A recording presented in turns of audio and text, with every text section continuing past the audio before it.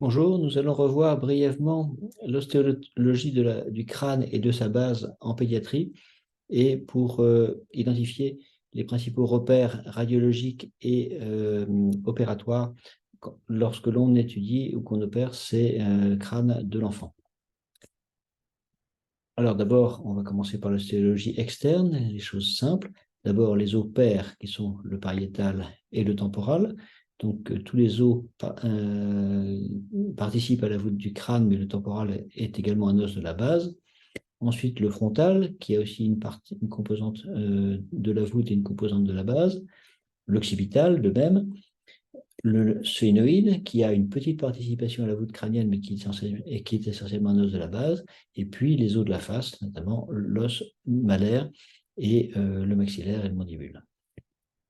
Maintenant, chez le nouveau-né, on va retrouver l'os pariétal, l'os frontal, qui est en deux parties, puisque la métopique ne se ferme qu'à partir de 4 mois, l'os temporal, qui apparaît ici, l'os occipital, le sphénoïde, que l'on retrouve à la fois au niveau de la voûte et des parois de l'orbite, les os nasaux et l'os malaire et le maxillaire.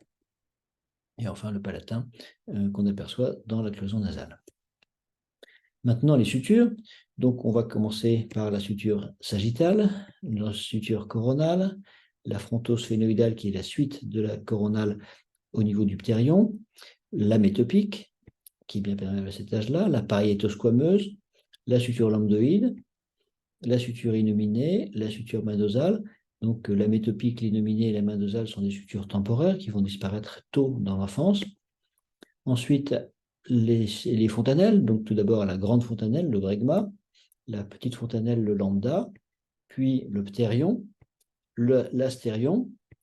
Ensuite, les sutures de la face, donc on parle de fibrose frontomalaire, et puis on identifie également la fente sphénoïdale, la fente sphénomaxillaire. Maintenant, on va étudier l'ostéologie de la base du crâne. Quels sont les différents étages? L'étage antérieur, l'étage moyen de la base du crâne, l'étage postérieur. Donc la limite entre l'étage antérieur et l'étage moyen, c'est l'arête sphénoïdale. Et entre l'étage moyen et l'étage postérieur, ça va être la crête du rocher. Ensuite, les os du crâne qui intéressent la base. On retrouve l'os frontal au niveau du toit d'orbite, l'ethmoïde, le sphénoïde, qui est un os surtout de la base, comme je l'ai dit, le temporal, donc avec sa partie pétreuse, et l'os occipital avec le basier occipital et l'écaille occipitale. Maintenant, les repères endocrâniens.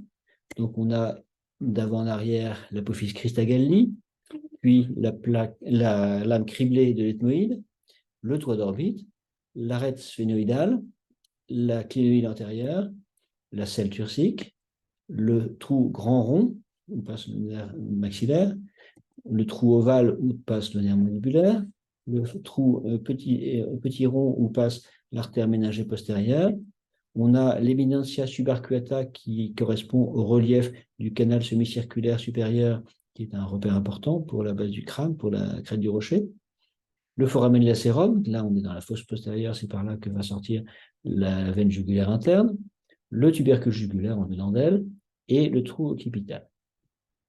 Maintenant, les sutures chez le nouveau-né, donc on retrouve la suture métopique qui arrive jusqu'au niveau des os nasaux et de l'ethmoïde, la suture fronto-ethmoïdale, le jugum ethmosphénoïdal, la suture frontosphénoïdale qui passe juste en avant de la crête de l'arête sphénoïdale, la suture coronale, le ptérion qui lui est adjoint, la suture sphénotemporale, la sphéno-occipitale, la suture intra-occipitale entre le basier occipital et la partie latérale de l'os occipital, la suture pétro-occipitale, la suture innominée, l'astérion, qui est le carrefour des sutures postérieures, avec le départ de la suture lambdoïde, et la suture main-dosale.